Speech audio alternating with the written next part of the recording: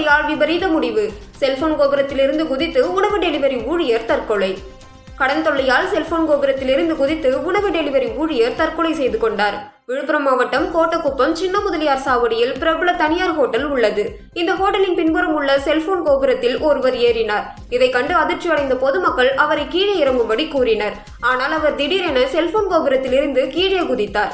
இதில் படுகாயமடைந்த அவர் ரத்த வெள்ளத்தில் சம்பவ இடத்திலேயே பரிதாபமாக இறந்தார். இது குறித்து கோட்டக்குப்பம் போலீசாருக்கு தகவல் கொடுக்கப்பட்டது. சம்பவ இடத்திற்கு விரைந்து வந்த போலீஸ் இன்ஸ்பெக்டர் விஸ்வநாதன் தலைமையிலான போலீசார் அவரது உடலை மீட்டு கனகசெட்டிக்குளம் தனியார் மருத்துவமனைக்கு அனுப்பி வைத்தனர். விசாரணையில் அவர் புதுவை வானரப்பேட்டை ஜெயராமன் செட்டியார் பகுதியை சேர்ந்த ஸ்ரீதர் என்பதும் அவருக்கு திருமணமாகி கலைவாணி என்ற மனைவியும் ஒரு மகனும் உள்ளனர் என்பதும் தெரியவந்தது.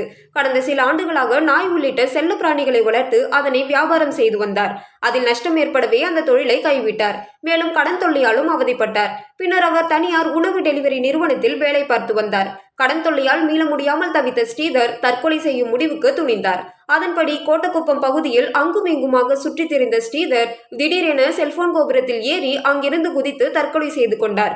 இதுகுறித்து கோட்டக்குப்பம் போலீசார் வழக்கு பதிவு செய்து விசாரணை நடத்தி வருகின்றனர்.